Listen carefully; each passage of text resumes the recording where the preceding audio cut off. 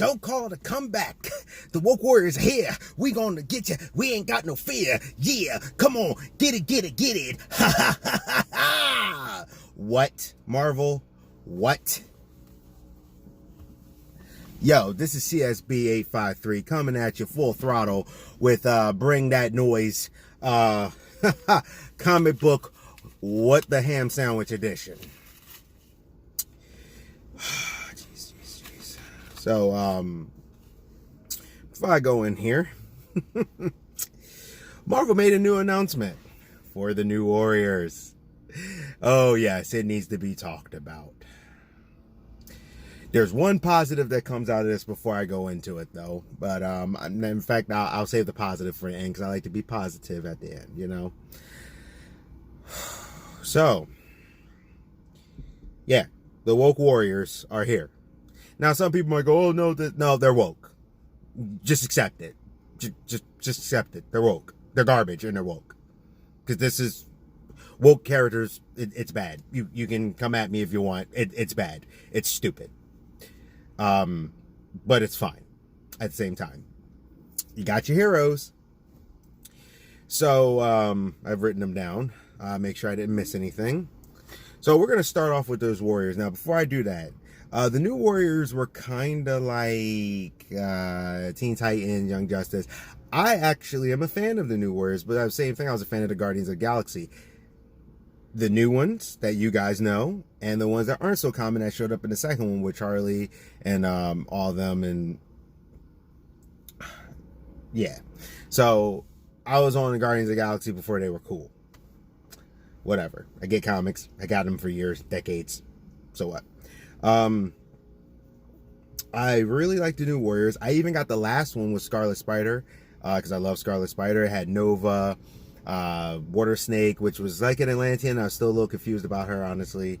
A few other characters. But what I liked about the last New Warriors run that a lot of people may not have liked, because it didn't sell that great, was each demographic in the New Warriors was represented for the Marvel Universe. Now, what I mean by that is you had a person that was powered up from space like Nova. You had a human mutate, which was Scarlet Spider, and he's also a clone. You had a mutant. You had an Atlantean. You had an Inhuman. You see what I'm saying? Like, each demographic for each thing. And it was cool. I actually really liked that idea, that every single thing that exists in Marvel, what would be considered a different type of race, was actually covered. I thought that was cool. A lot of people apparently didn't, but whatever. I think it's cool. You didn't. I don't care. I liked it. I enjoyed the run. I've gotten pretty much every single New Warriors that's come out. Even the one with the Stanford one that had that more cartoon Scooby-Doo look with like Night Thrasher and stuff. Because I think Night Thrasher has one of the coolest costumes ever. And you got the dude, I can't remember his name right now from writing. It escapes me. I didn't write it down. I know who he is because he wrote Black Panther and Deadpool. And as soon as I saw his name, I was like, oh yeah, that's the guy that wrote Black Panther vs. Deadpool. Didn't really care about for it too much. I mean, Deadpool and Black Panther, all right, it was funny, but the whole issue, that could have been one issue. Whatever. So this guy used to write for Stephen Colbert, and he talks like this. And he's so excited. And he's alive. Yeah. Anyway, yeah. So let's get to the characters, shall we? Oh, and the thumbnail, the thing that'll be on here, you'll get to see them real quick, and you can Google them because I'm not gonna link anything for this one for them because I don't want to give them any more traction from me. So you have Trailblazer, who is a orphan. She grew up in foster home. She helps with an old folks home. She's obese. And I don't have a problem with obese characters if it fits for what they're doing. So, for example, the Blob. He's obese, but it's a part of his superpower. Big Bertha. She has a superpower thing and actually has some interesting things with it. Gold Balls. Yeah, there's a character named Gold Balls. He's part of the Five in the X-Men run with Hickman. But he was there before I actually got the comic when he was in there. I actually thought his power was interesting. He like shoots these golden balls and they actually can do stuff, but you find out later they're eggs. But it's an interesting power. And he kind of worked, and he had a good personality. He was a little overweight. They talked about it, and they were like, you got to work harder because he couldn't keep up with everybody. But he ended up becoming a character of his own. He still has some weight on him, but hey, I was a lot bigger. I'm still not mad, but upset because now I got to shift how I do because I usually work out at the gym. I got some stuff at home, and there's a new program, a hit thing I wanted to start, but that's neither here nor there. But even at my biggest, I could run for like 20 minutes straight. My own pace, I'm very short. So, yeah, so I'm not saying a person that's overweight cannot be heroic or a superhero. A very popular one is Faith. Some people like her. I think she's interesting because she's like kind of a fan. So I think she's funny, and I like Faith overall, but, you know, whatever from Valiant. But, you know, I understand some people don't. Like, I get it, but I think Valiant just has powerful stories, so no matter what, it just works, usually. But yeah, let's get back to this chick. So, Trailblazer, who's an orphan, who grew up in a foster place, something happens where Night Thrasher comes in, and he gets in trouble, and apparently she just couldn't do nothing but run straight into the fray. And from how I seen something else from a little bit more deeper description, it was like she wasn't even thinking about it. She was running and she was moving her legs, and it was almost like she couldn't help herself but just to do it, and it's like not even thinking about it, even though they're outlawed to be anyone under the age of 21 right now in Marvel as a superhero, which is actually not a bad idea since you're kids and you can't make adult decisions. It's cool. I love teen superheroes, by the way. Don't get me wrong. I love Teen Titans. I love Young Justice. I actually usually grab the teen titles a lot. I really like teenage characters. I think the dichotomy of almost being adults versus not is cool. So, yeah. So, Trailblazer, overweight, kind of racial. I thought she was emu, but now I don't know. I'm starting to hear that she might actually be Mexican or something. So, she's kind of racially ambiguous for the moment, which doesn't help the character. So she has a backpack from her grandfather, even though she's an orphan who grew up her entire life not knowing her family and stuff. And yeah, sorry about the messaging thing. It's just sorry.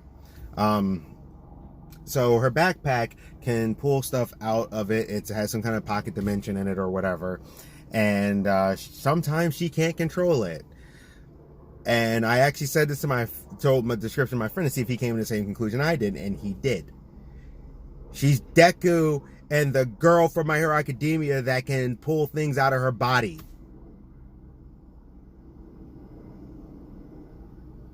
Okay. So, here's the other funny thing. So her backpack is powered by an ancient god or something. That's when I started leaning because it looked like Phalanx tech to me. But then I'm like, how do you know your grandfather if you were orphaned and you lived in foster homes your entire life from a young age? But your grandfather was able to find you to give you that backpack. Magic, I guess. Here's the other thing about that backpack that I find kind of dumb. It's tight. So it's like one of those backpacks a lot of youngsters wear. I'm not in my 20s, but they got those things and they carry their stuff in it, which is cool. But to do a superhero fight, what are you going to do? Because you're kind of, and like I said, I'm not trying to make fun of her because she's obese. I'm just pointing out obvious things. So you're going to have to, because I've had a tight book bag where it's very hard to take off or put on. And you got to, I'm going to fight crime. Hold on. You wait until I get in this bag. I said wait. Like, seriously? And they only go downhill from there. So the next person we have, I'm actually going to save the words for last. So let's go to the one that I've seen some people say at least they're okay with this one. Character called B Negative, and I have to admit there's some thought that put into it, but then there's some confusion that's put into it. So B Negative is about that rogue life, apparently from the description, and is a goth who's into music from decades past, not the current one, so a hipster kind of thing, except when they do describe the decades past, they're like the 2000s and the 90s. Not the 80s, not the 70s, whatever. So somehow he was a baby who got a blood transfusion as a life-saving blood transfusion, that is apparently from Michael Morbius.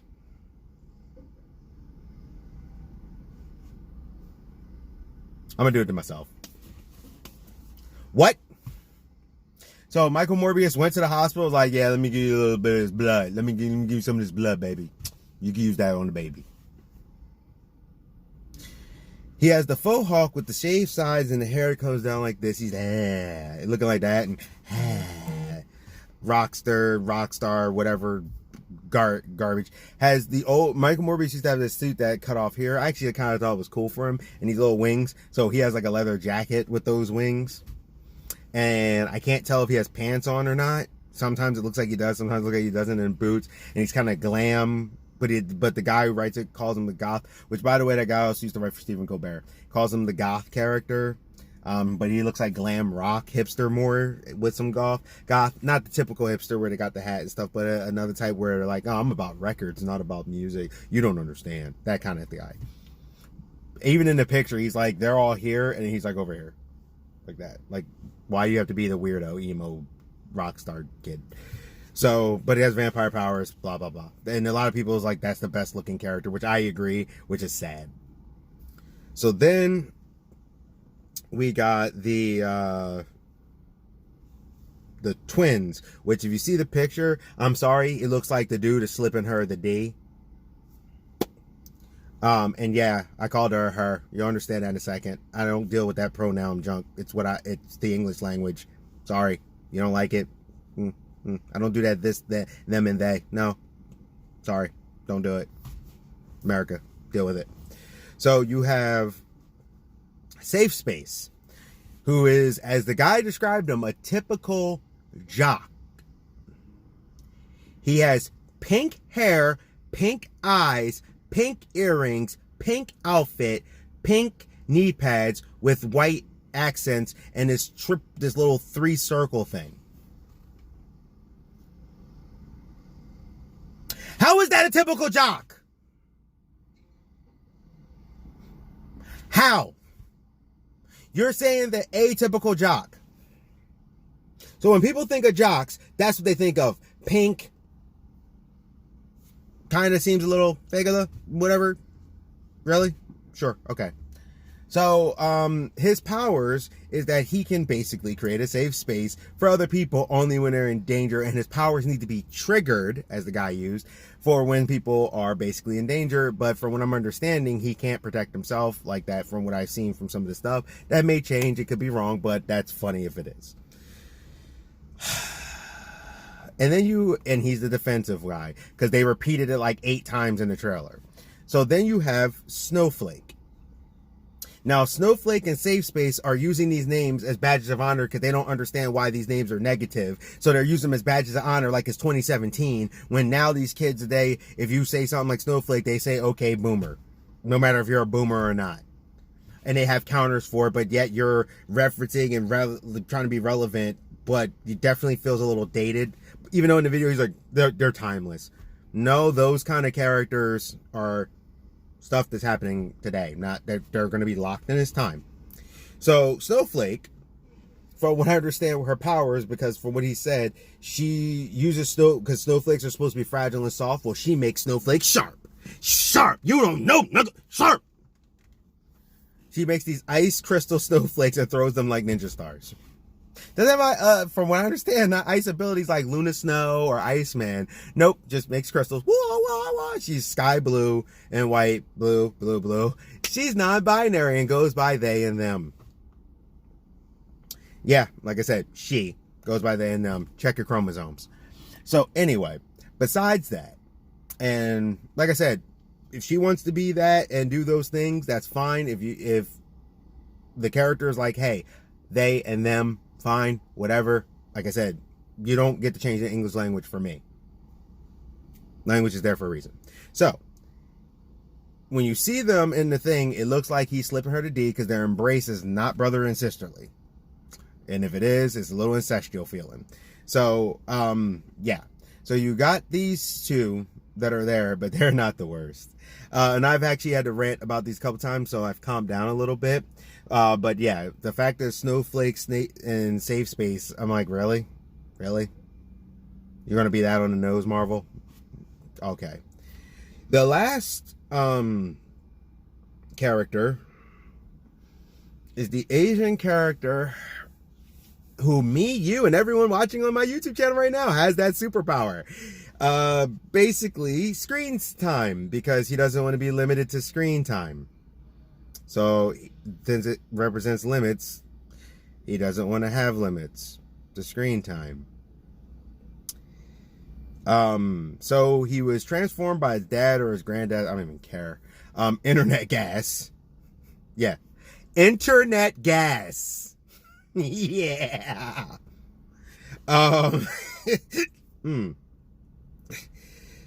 And the dude said because he's connected 24/7 to the World Wide Web.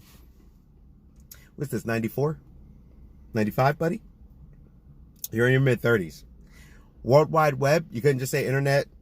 How about cyberspace?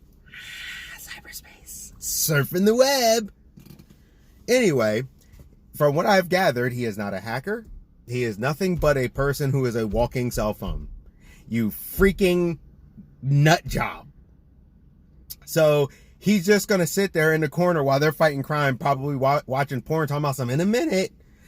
Dude, we need your GPS coordination. Can you find this? In a minute. I'm busy. Yeah, you tell him. You take those shoes off. What? Nothing. Busy. He's just going to be distracted the whole time. He's a freaking phone. Every character has it. They can just look at their phone and do it themselves. Sadly enough, he has the best costume, or one of the best costumes out of the group. Because they're wearing, like, they're pretty much, their costumes are like neon fuchsias and light greens and stuff, which that's a great way to fight crime, right? Right? Yeah. And, did I miss anything? God. Diversity. Okay. So now let's get to something that's very similar with a new group that was introduced in the DC real quick. So Red Hood, it was commissioned by Lex Luthor to train the next generation of villains. You have Riser, who seems to be like a bone-eating, like kind of beast mode claw guy who fights and stuff like that. Who you find out is actually not a bad thing, or could be, you know, like that. You have DNA, who is this interesting character that has like the DNA of like every creature, so it can shapeshift and do these things into different creatures and get the advantages and tentacles with things and stuff, which is pretty cool. You got Cloud9. Already thought the name was pretty good. I was wondering what they were going to go with it. She pretty much is the power of a cloud. Now, you would think a power of a cloud. What the heck is that? Well, she can create, like, from what I could tell, she could create lightning. She could be like mist like a cloud and go in there. She can create water. She can create ice. And basically anything a storm cloud can do, she can do, which is actually quite powerful. And like I said, intangibility and stuff. Then you got Devour. I only wrote a couple of them down because I just got into them. Some of them I remembered. Who's eating bolts and stuff that kind of reminds me of Generator Rex, and kind of can just create things out of it, like all types of stuff out of his body from basically devouring all these metals and things, can repurpose them. Kind of like Cyborg does in some of the cartoon movies, where he like took the things out to repurpose them for his weapon. It's like he can do that. Very powerful. He's constantly eating too. And then you got Baby in Arms, which is a genius baby with a zombie mom who's protective of it. And that was actually really interesting. These characters seemed interesting. They have an attitude. Red Hood's trying to train them. They're like, you're the worst teacher ever, because you put them in a very crazy situation, trying to teach them lessons about things, how to think. It was just really, really cool. And it really fit really well. And these characters were interesting, and I only got to skim the book. I'm going to actually get the book because Red Hood's just an awesome character. But yeah, those characters and that little synopsis is 1,000 times better than these other woke warriors, or whatever you want to call them, because they're not the new warriors. Or they are, because the original new warriors are training them. Oh, whatever. I don't even want to talk about them anymore. But yeah, but these other ones within one issue was like very interesting. Like, whoa, these are very diverse characters and they're very strong. Like each one is very powerful in their own way. And how are they going to coexist and coalesce with each other and stuff? And they also have attitudes because they got that villain mindset. So like, no, I'm the good one. No, I'm the best. So very interesting, very powerful, handling a group better. Now, before I let you go, because this is already long and I'm already over on my break a little. The final thing. The thing I am okay about with the new Wokiers, or whatever warriors, don't call it a comeback, that is their tagline, is the fact that you finally at least got this right, Marvel. You made new characters, and I will take it. I don't care if they're bad or whatever, because what you did to Iceman was completely stupid, unnecessary, and I love Brian Michael Bendis. I am a fan. I've met that man. He is wonderful. He is great. I actually like a lot of what he writes. Until very recently, there was nothing I didn't like that he wrote. I'm not the biggest fan of his Superman run, but there is comics like his Spider-Man run, top notch. These other things, and he knows it. I've told him to his face. Like, I am a huge fan of Brian Michael Bendis. What they did to Iceman was a disrespect to the character. He was never gay before. Make new characters, okay? Then they tried to use that, well, he dated a mutant that could change to a man and a woman. That means he's gay, right? He didn't like when she turned into a man. That's actually part of the reason why they broke up. Oh, well, he played a joke with Angel and was always acting like his boyfriend. That means he's gay, right? Time period. 70s, 80s. Gay people weren't as respected as they are now. So they were considered butts of jokes.